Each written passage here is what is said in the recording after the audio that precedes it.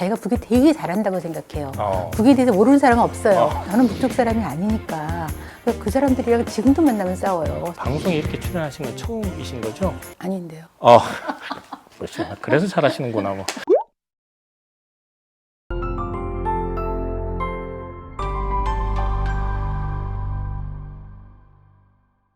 분단 국가인 우리 사회에서 북을 바로 알아야 한다는 목소리는 오래전부터 계속돼 왔습니다. 그런데 최근 미래 세대를 위한 북 발알기 운동을 새롭게 시작하자라는 제안을 하신 분이 있습니다. 바로 우리는 통일 세대의 저자 김희경 작가입니다. 오늘 이 자리에 모셨습니다. 안녕하세요. 안녕하세요. 예.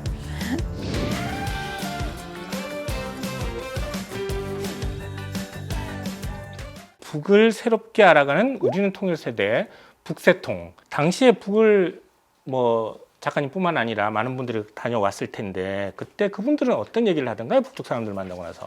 3번 충격을 얘기해요. 처음에 이제 북이 너무 똑같아서 놀랐다고 얘기를 해요. 똑같아 사람들이 우리와 똑같다? 우리와 똑같아서 놀랐다고 얘기를 해요. 뭐 농담 좋아하는 거, 어떤 공감하는 정서 이런 게 너무 비슷하다는 것 때문에 많이 말이 똑같고 그래서 이제 놀라는데 두 번째 또 충격을 받아요. 제가 이제 모시고 간 사람들은 관광으로 온 사람들은 아니니까 그러겠죠. 어떤 사업을 협의차 왔는데 말이 안 통해서 놀래요. 비슷한 얘기를 하는 것 같은데 합의서에 주장 찍기가 뭐 일주일이 걸리는 경우가 허다하거든요. 같아서 놀라고 달라서 놀라고. 네, 세 번째로 그래서 모든 사업이 곧 달릴 것 같은 적이 한두 번이 아니었어요. 근데 어찌 또 사업이 협의가 돼요. 왜냐하면 어떻게든 남쪽에서 온 사람들과 더 이렇게 뭔가 마음을 나누려고 하는 노력 같은 거.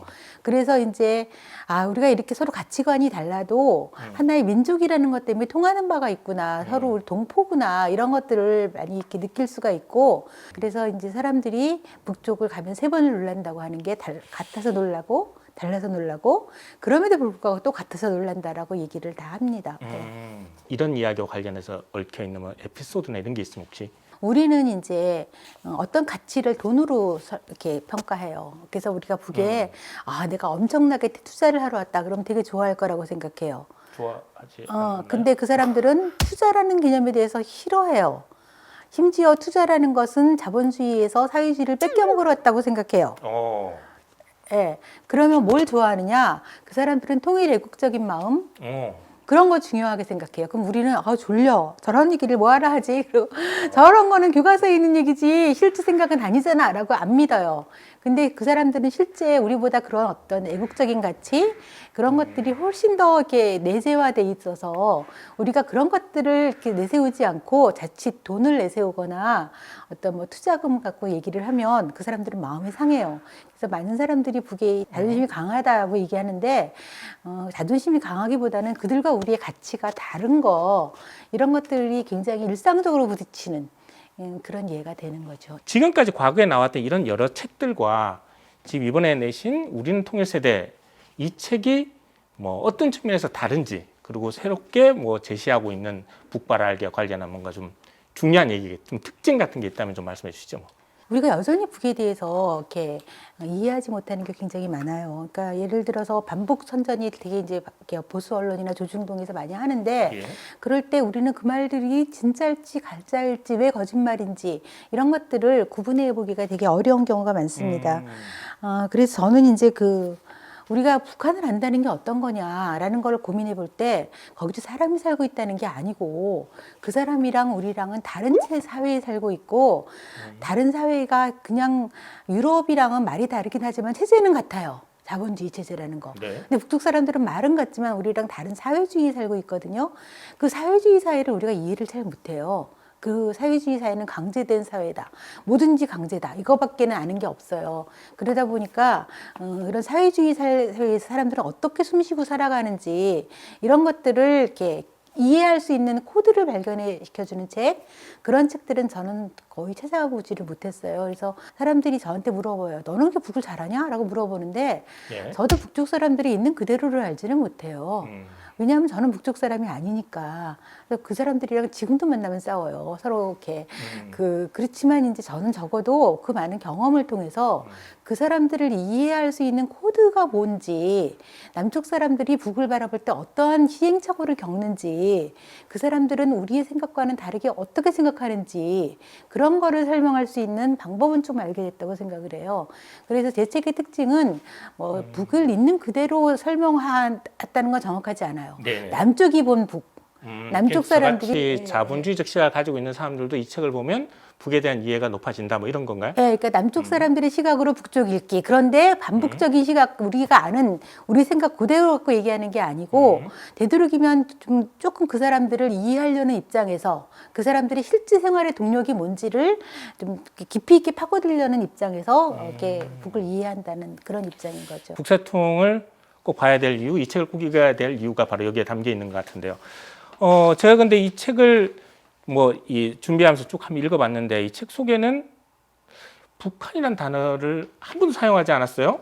그냥 북녘 뭐 이렇게만 쓰고 있어서 무슨 특별한 이유가 있나라는 생각을 하게 됐는데. 이거 되게 중요한 문제인데요. 네. 사실 저도 북녘이라고 써면 불편해요. 북한이라는 말이 워낙 익었으니까. 의식적으로 북녘, 이렇게 북한이라는 말을 쓰지 않는 이유는 북한이라는 것은 존재하지 않기 때문이에요. 조선민주주의인민공화국이 있지 북한이라는 나라는 존재하지 않아요. 북쪽 사람들이 저한테 남조선이라고 얘기하면 저 기분 안 좋아요. 저 대한민국에서 왔거든요. 근데 그 사람들은 대한민국이라는 말을 되게 싫어해요. 그래서 저는 그러면 대한민국이라는 말은 못 쓰겠다고 하면 남조선이라는 말을 쓰지 말고 남녘이라고 불러달라고 얘기를 하거든요. 네네. 이거는 사실은 남북이 합의한 거기도 해요. 북한, 뭐 이렇게 남한 이런 말 쓰지 말고 북조선, 남조선 쓰지 않고 서로를 부를 때 북녘, 북측, 남측 이렇게 쓰자. 사실은 우리가 북을 이해한다면서 있지도 않은 북한이라는 얘기를 갖고 책을 쓰기 시작하면 그거는 우리의 허구를 계속 합리화시켜주는 것이지 그거는 실체에 접근할 수 없는 거라고 생각해요. 상대방을 알려고 한다면 그 사람이 김씨인데 너 박아무개지라고 말하면 기분 나쁘잖아요.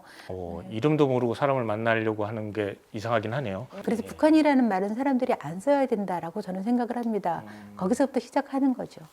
예. 제가 방송 중에 혹시라도 북한이란 단어가 나오더라도 지금까지 했으니까 익숙한 거여서 어쩔 수 없다고 이해해주고 최대한 저도 노력해서 북한이라는 단어를 사용하지 않도록 해보겠습니다. 낯설고 불편하지만 그래도 우리가 함께 극복하는 과정이 새로운 것을 만들어가는 과정이 될 수 있겠다라는 생각이 들고 북을 알아간다는 건 이름부터 먼저 제대로 부르면서 시작해야 되는 거구나라는 생각이 들었습니다. 이 외에도 혹시 이 방송을 보는 시청자들이 이 방송을 보기 위해서는 이 정도 준비는 해봐야 되겠다라고 하는 게 있다면 뭐 좀 말씀 좀 해주시죠. 그러니까 제 책 여기에 독후감들을 제가 많이 보게 되는데 네. 검열하지 않고 자기 검열 없이 보는 책이다 이런 특징이 제가 많이 공감이 갔어요. 자기 검열요? 자기 검열. 그러니까 우리는 북에 대해서 얘기할 때 누구나 두 가지 편향을 갖고 있어요. 하나는 자기가 북이 되게 잘한다고 생각해요. 북에 대해서 모르는 사람은 없어요. 다 나름대로 선입견이 다 맞아. 있고 두 번째로는 끊임없이 그 말을 걸러서 해요. 그러니까 저는 충격을 받은 게 몇 번 있는데 북쪽에 사람들을 모시고 가면 북쪽에서는 북쪽 사람들이랑 그렇게 얘기를 잘하고 잘 놀고 잘 떠들어요. 남쪽에 내려오는 순간 막 살았다 이렇게 말하는 사람들을 봤어요. 무서워서 죽을 뻔했대요. 근데 내가 보기엔 하나도 무서워서 죽을 뻔한 사람 같지 않거든요.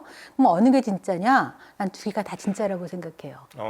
예, 그러니까 그만큼 사람들의 의식은 사회적인 거고 남쪽의 국가보안법 체제에서 북쪽에 대한 얘기는 끊임없이 이걸 사람들이 어떻게 받아들일까를 갖고 자기 검열을 해서 책을 이렇게 보고 얘기하려고 생각해요. 그래서 이 방송을 들으면서도 제가 이제 듣기에 따라서 거북한 얘기도 많이 할 수 있고 그렇다고 생각해요. 근데 저는 이제 당당하게 얘기할 수 있는 것은 저는 남쪽에서 온 사람이라는 것, 남쪽에서 북쪽과 같이 협력 사업을 한 사람이기 때문에 더욱 남쪽의 입장에 충실해야 된다고 생각하고요.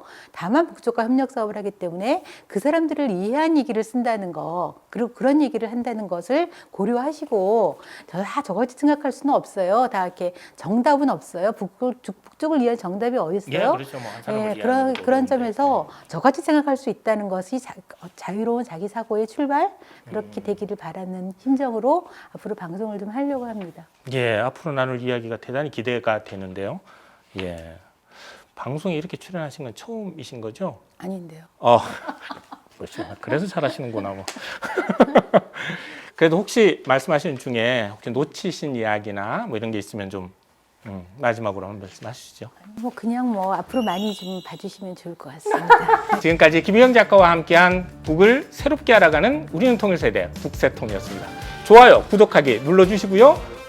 댓글도 많이 달아주세요. 댓글 다신 한 분을 선정해서 우리는 통일세대 책을 선물해드리도록 하겠습니다. 질문도 좋고요. 응원의 메시지도 좋습니다. 어떤 조언도 새겨서 듣겠습니다. 댓글 많이 달아주세요. 지금까지 북새통이었습니다. 좋아요, 구독하기 많이 부탁합니다. 다음 주에 다시 뵙겠습니다.